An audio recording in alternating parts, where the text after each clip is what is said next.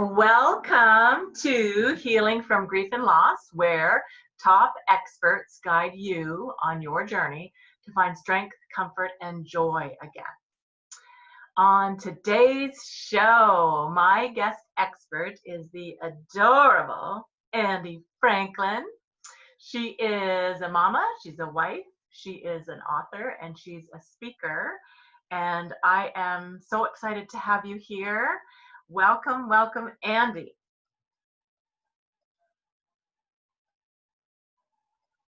Thank you so much. I'm so excited to be here. Truly, this is such a wonderful thing that you are doing. I'm so happy to be a part of it.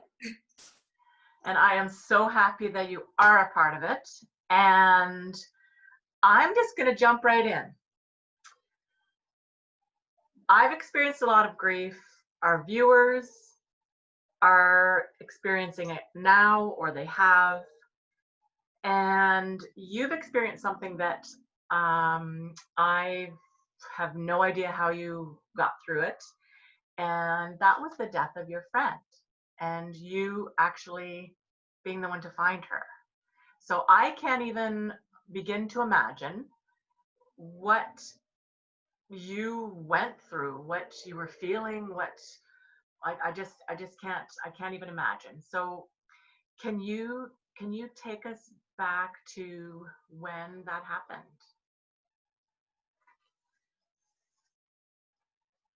Yeah. So my friend and I, we had known each other for 14 years. Her name was Katie. She was more like my sister. We called each other sister. We were very, very close. So we had just moved in. It was October of 2018. And we had just moved into this house 2 weeks before. So it was all very new. It's kind of a fixer-upper. We were busy, busy, busy. It was a Wednesday morning, and I got a phone call from a number I didn't recognize. And I answered it. And it was Katie's mom. And her and I, we knew each other, but it's not like we had a relationship or anything. So I was obviously a little bit concerned that she was calling me.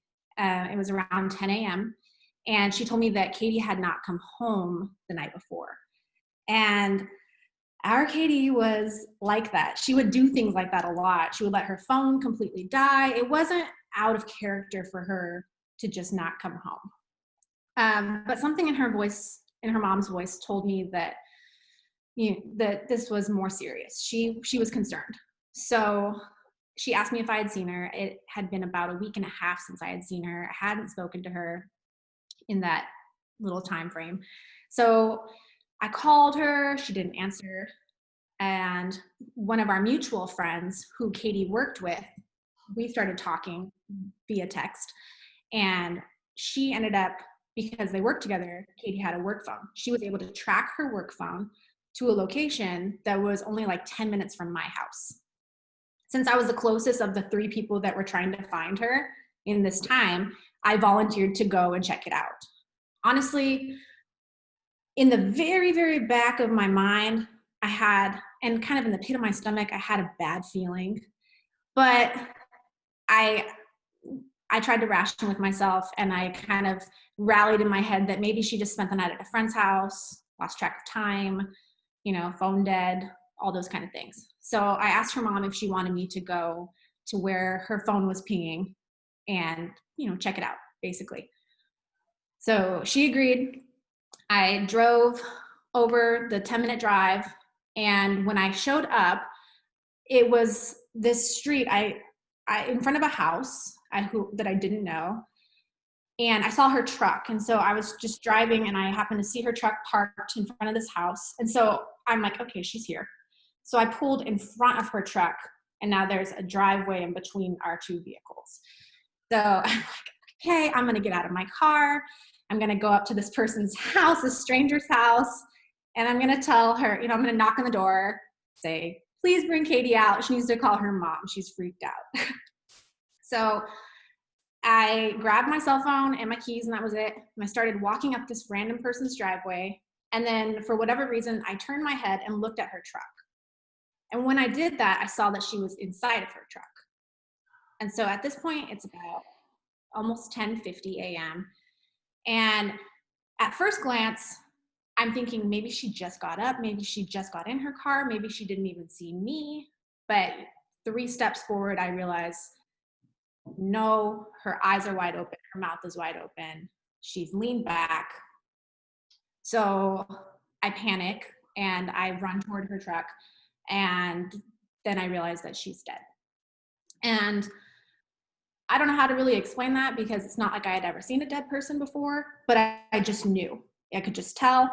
So I called 911, and the dispatcher asked me if I could get inside of her vehicle.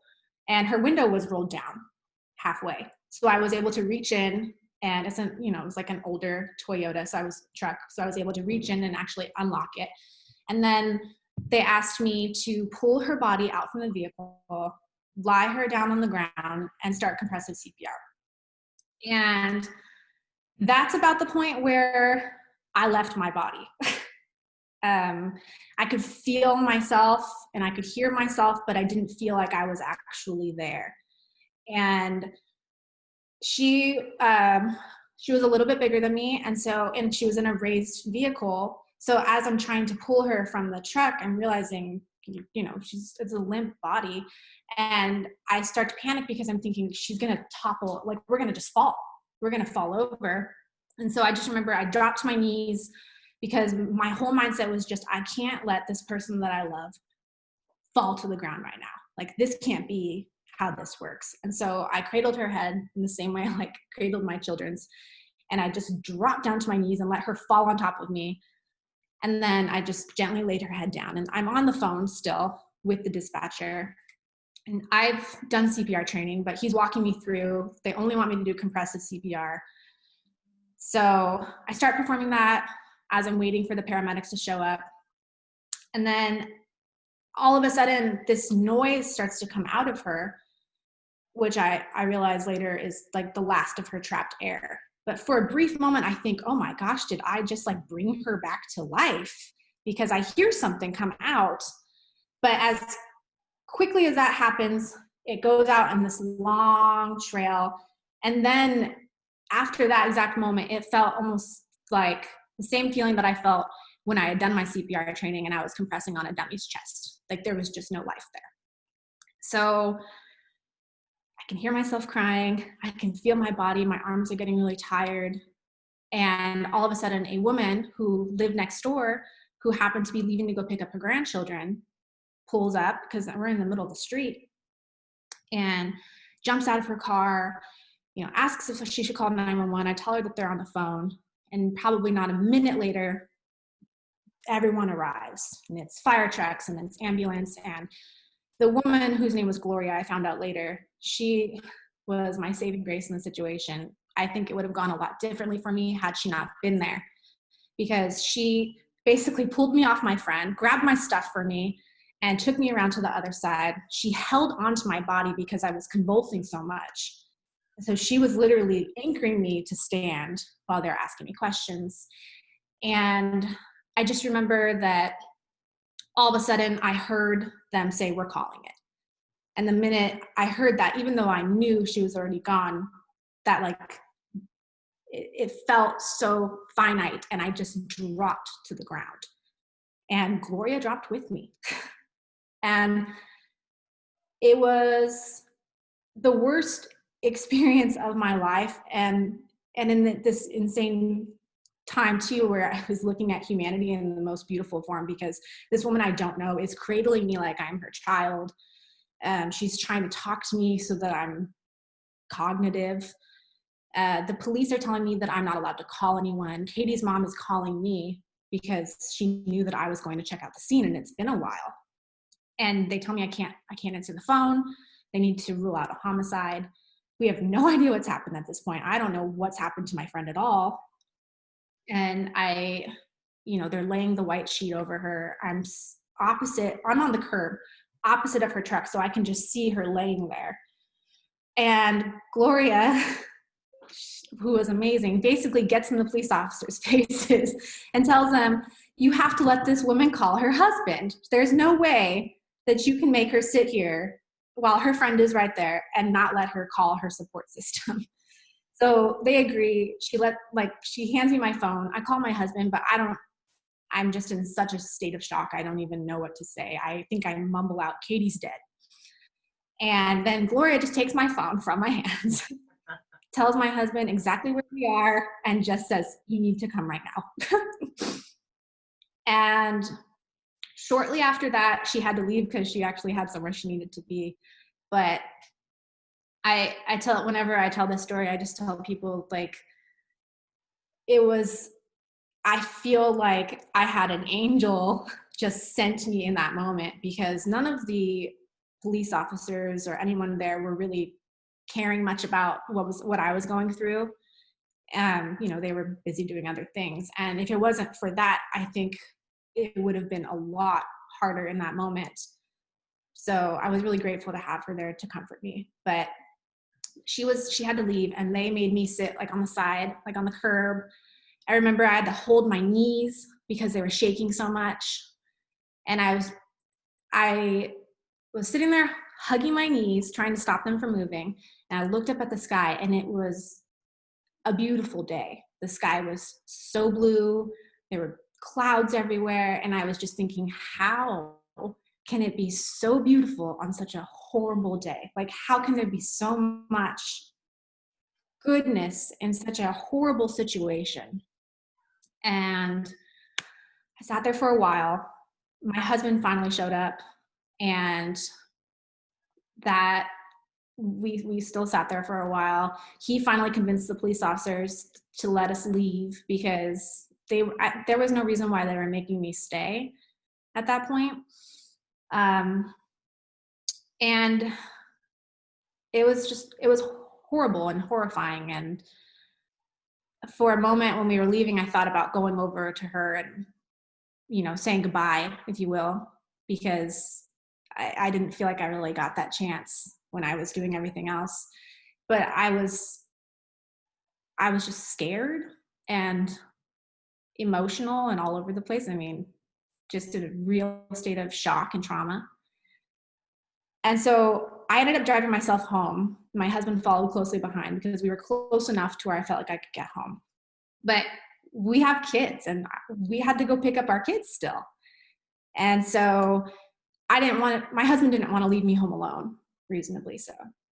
And so we basically got home, spent a few minutes at home, and then we had to go pick up our kids from school. And I remember I showed up at my kids' school, and it's only been, maybe 2 hours since all of this happened. And I looked down at my knees, because I was wearing black leggings, and they're caked in dirt. And I have popped blood vessel on my hand from when I was compressing on her chest. And I'm looking around and thinking, you just really never know what someone else has experienced, because there could have been so much more tragedy on that lawn right around me. And it was just a real human moment for me, where I thought, how is it so easy for us to judge people all the time? I mean, people probably thought I was like working on my house all day, or that I was just a mess. I just looked all over the place. And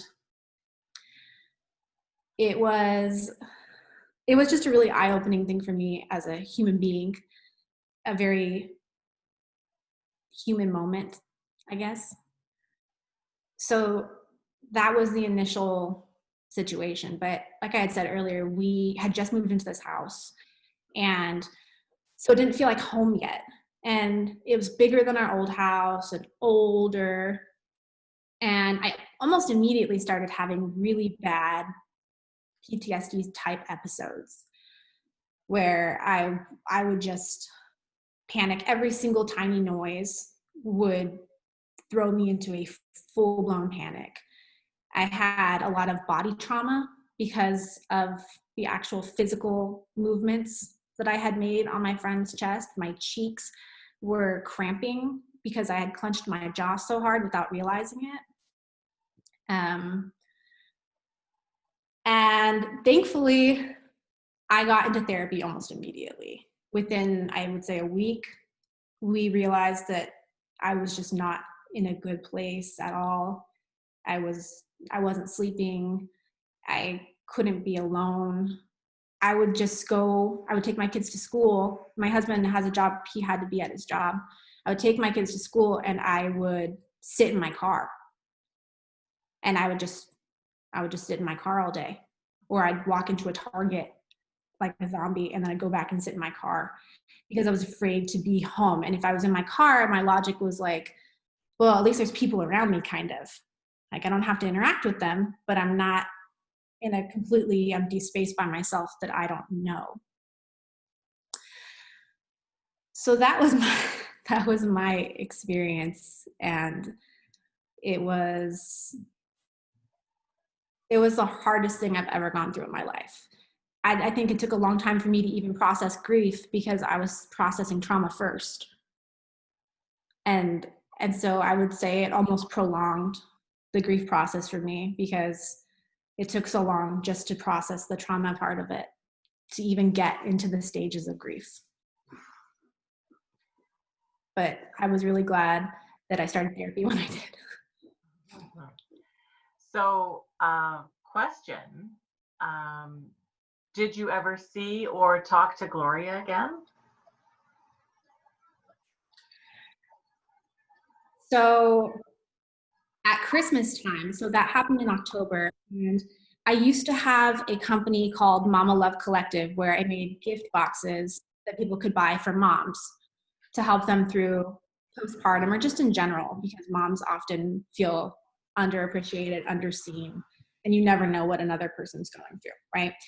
So back in that year of September, I had decided to close the business because I was working on my book and it was just becoming too much to do both.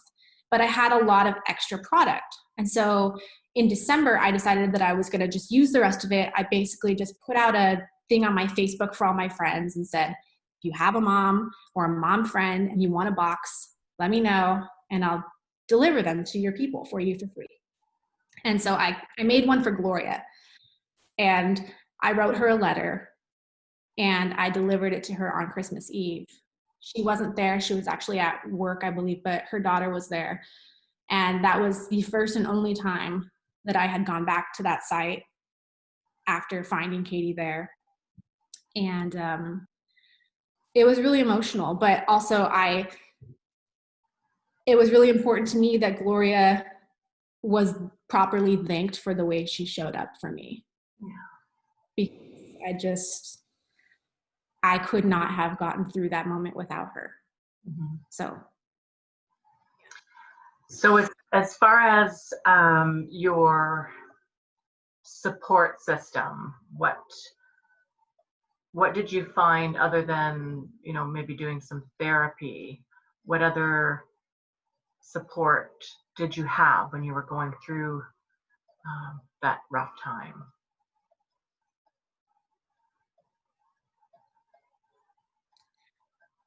So fortunately and unfortunately, my husband had also lost his best friend, the person that he had known since he was 6 months old. They were brothers. And he had lost him in 2015. So he had already gone through this extreme grief himself of just losing someone that was so important to him, which really, in a crazy way, made it so that he was able to be there for me in a way that I don't think he would have been able to be had he not also been through something so extreme. So he was huge. He was a huge support for me. And I also had a lot of friends that really stepped up for me. I had one friend who would send me a text message every single day with just a heart. And she had told me in the very beginning when she started that was just kind of her way of saying, I'm here if you want to talk. You don't have to, but I just want you to know that I am here for you. I also I had this kind of mantra during that time that was just show up. And I was very involved in my Instagram. My whole brand was about being vulnerable, being open, and being honest, and working through our problems, and not needing to wait until the after to talk to people about real life. And so I showed up on my social media and kind of talked my way through my grief in public in that way. And it was really powerful. I ended up finding out that one of my best friends from childhood had a very similar experience a couple years back that I had no idea about. Other people reached out about their own experiences with grief and loss, and kind of in the same way that this is, it was just a place where I wasn't alone. And we tried my best to lean into that. And I'm not really usually good at accepting help. That's one of the things I've always struggled with. But during that time, I let other people be there for me. I let myself be vulnerable with them. And it it was huge. It was huge for me. Well, that's the thing. I think sometimes we feel that we are a burden, or we're just, I don't want to bug you with my sadness, or I just keep it to myself, or I'll deal with it myself. But in times of grief, we have to reach out for help, and we need those people around us that can just, even if it is just sit quietly, just send that text, just say,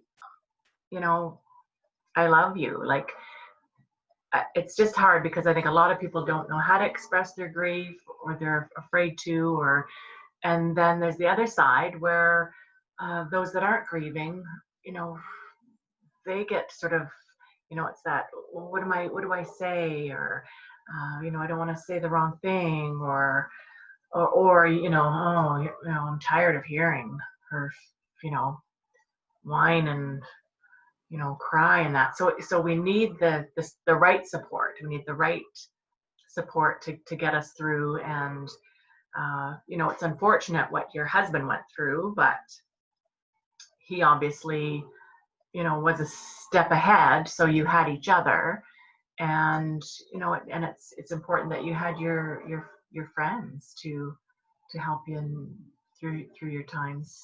Because yeah, I can't imagine. I really can't. So do you have like some actionable steps that you took to help with your healing that you could share with my audience, like some steps that if they're going through something, uh, you know, similar to this right now, what can they do other than, if they're a little bit leery about reaching out maybe to a therapist, or like what are some maybe even baby steps that could just get them moving forward, or just get them unstuck? Sure. So one of the things that I would say to myself every single day, multiple times a day, was do the easy things so that you can do the hard things. And for me, that meant all the easy things were everything besides my grief and trauma, basically. And I would genuinely say out loud to myself, I'd wake up and I'd say, okay, get out of bed. That's an easy thing. Okay, what's the next easy thing that you can do? Go brush your teeth. And I would, for a while, step by step myself through a day, often out loud or in my head. And it just hearing that on repeat, do the easy things so that you can do the hard things. It helped me shift my focus from the weight of that grief and trauma, and instead take those little baby steps. And eventually, when you take all those baby steps, you start moving right in the right direction. And when it, like with anything that is a challenge in your life, if you're looking at the mountain, it's overwhelming and it's scary and you just don't even want to start. But if you're just looking at that one patch of dirt in front of you, it's like, okay, well, I can do that. Okay, well, I can do that. And so that was my big thing that I did, was I just kept doing the very next thing. And I tried really hard not to think beyond the next thing. Because anytime I would, it would just feel too much and too heavy. And another thing that I did was I was having really bad panic attacks and PTSD episodes where I would suddenly see her eyes and her mouth open again. I was disassociating from my body. So I did the 5, 4, 3, 2, 1 grounding technique. which is where you start with 5 and you do 5 things that you see around you, 5 things you hear, and 5 things you feel. And then you go into 4, 3, 2, 1. And when you do that and you're choosing different things for each one, your brain actually, my therapist told me this, your brain can't focus on what you're having anxiety about and doing those tasks at the same time. So it actually helps calm you down. And I did that a lot. And it really did help. And sometimes I would have to do it and then do it again 5 minutes after.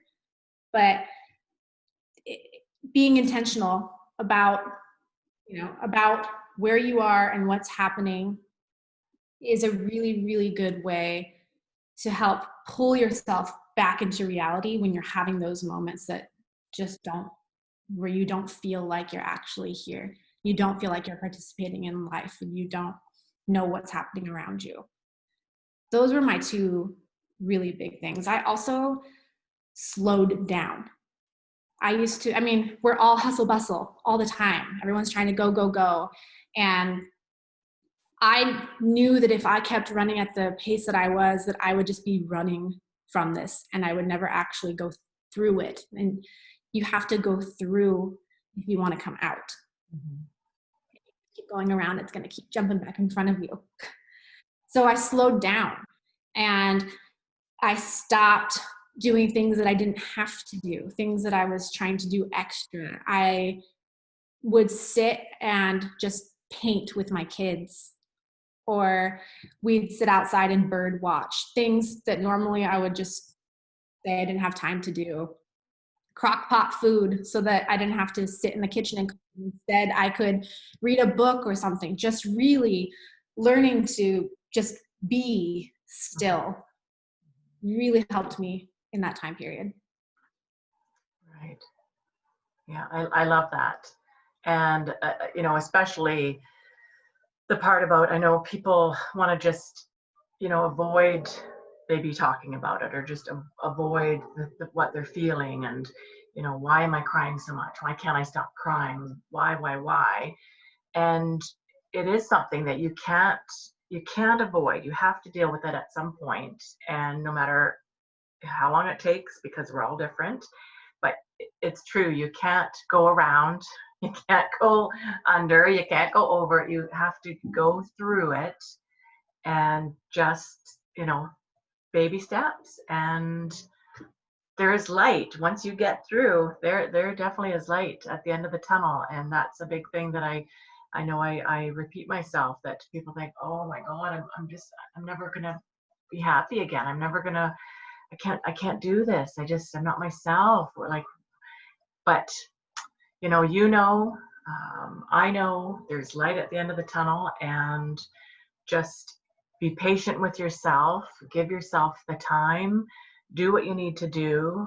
I know I cried a lot, and you just have to go through it. And there's no particular step 1, 2, 3, 4, 5. You have to do it your way, your time, and it's a beautiful thing once you get through it, once you get to that other side, for sure. So I thank you for being here and sharing, and just a lot of great advice and insight, Andi. And is there anything else before we go that you feel you want to share, that you need the audience to know?